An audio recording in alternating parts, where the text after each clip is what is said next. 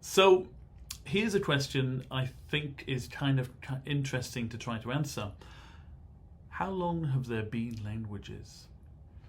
And we'll start with the assumption that we are the only species we know of which actually has languages as such. What I mean by language is a system in which there are rules for combining units into an open-ended set of utterances where we can pretty much express any idea that we want to try to express. Sometimes with a bit more trouble than other times, but generally we can put our thoughts into words in a very open-ended way. I could give you a sentence like, the pink dreamy rain started bubbling in through the green windows in a gloomy way. And it's quite possible that no one has ever actually uttered that sentence before. Brand new sentence, possibly. Conveying some imaginary set of circumstances which perhaps people have imagined before, but perhaps not. Language is the only system we know of that can do this. And the question is, how long have systems like that been around? How long have we, as a species, had them?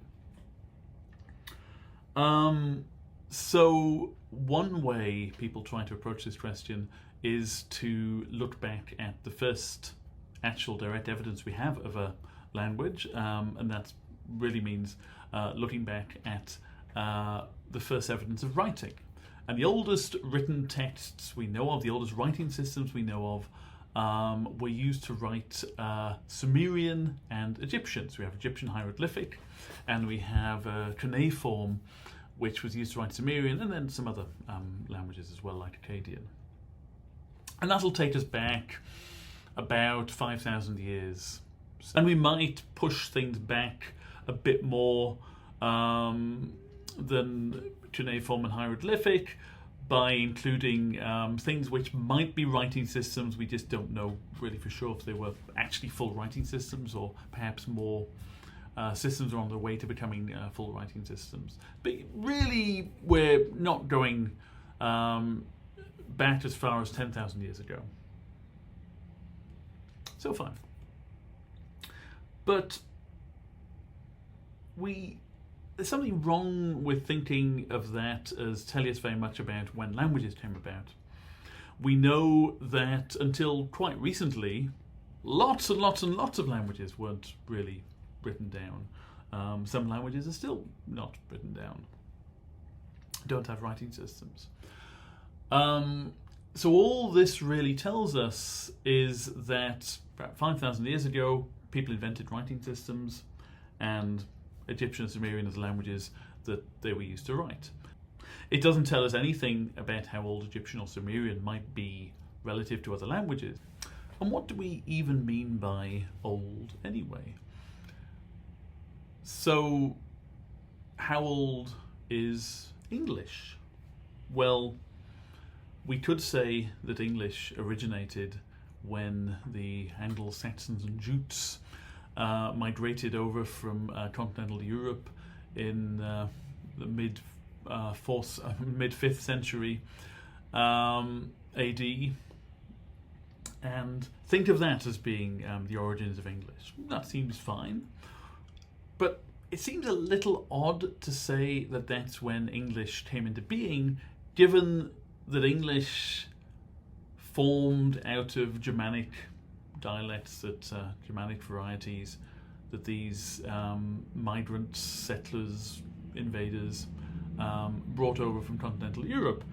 It's not like they didn't have a language before, and in fact, for a long time, the language they spoke in England, and their descendants spoke in England, was very, very similar to other varieties of Germanic spoken on the continent.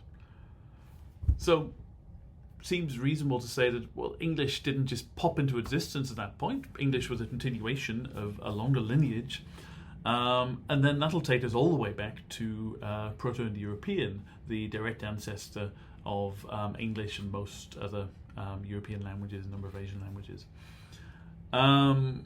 So maybe languages are as old as Proto-Indo-European, which was spoken somewhere, let's say, between 5,000 and 7,000 years ago. But there's something off here too. Because all that means is that's as far back as we're able to reconstruct it. And actually we can reconstruct some other languages back a bit further. So Afroasiatic, the Proto-Afroasiatic, the ancestor of Egyptian, Berber, Hebrew, Arabic, etc. We can reconstruct that back to somewhere between 10 and 20,000 years ago.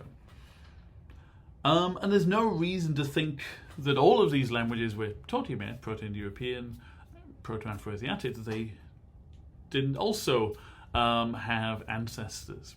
No one thinks, I think, that they just popped into existence out of nothing. We do see occasionally languages will sort of emerge de novo. This is something that's happened a number of times with new sign languages. So Nicaraguan Sign Language, for instance, emerged in a Nicaraguan school for the deaf, which was opened in the 20th century.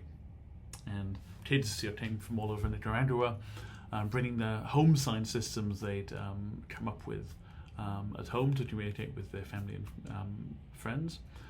And once they all came together in this school, a new sign language emerged out of that. So it does happen, but we don't have any examples of vocal languages emerging out of nothing. Presumably it happened at certain points in history, but there's no reason to think that just because we're reconstructing Proto-Afroasiatic to a particular time, or Proto-Indo-European to a particular time, there's no reason to think that that's when these languages emerged. That's just as far back as we can go. They probably had their own ancestors, and so on and so on. So what kind of evidence can we look for to tell us how long languages have been around?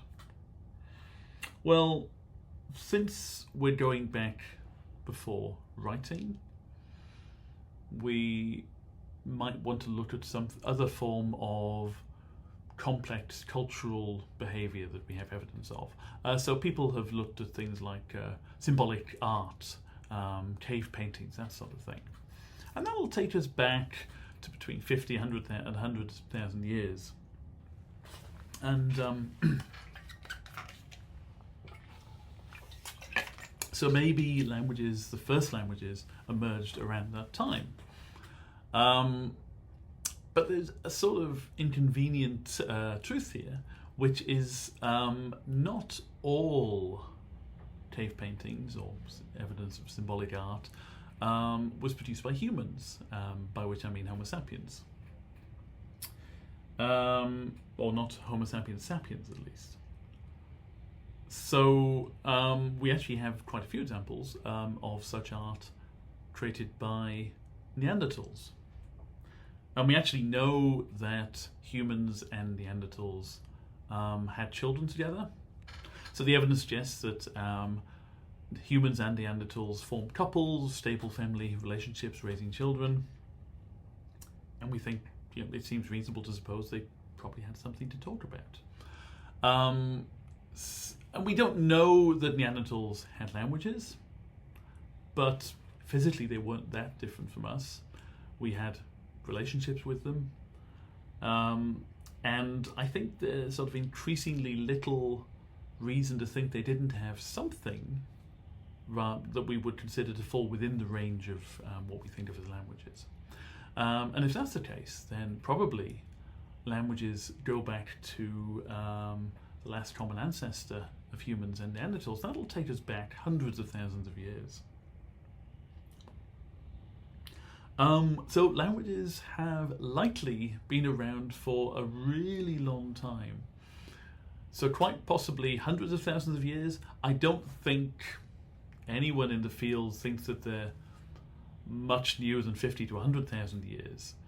And yet the first time we see direct evidence of languages is about 5,000 years ago with the first writing systems.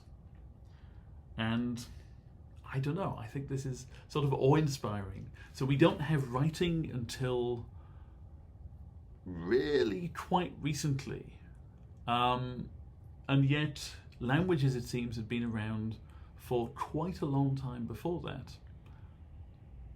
And we know so little about all the things that people express in language, all the stories, all the poems, all the songs, all the languages that would have died out and never be recorded, which we know nothing about because none of their descendants survive to today.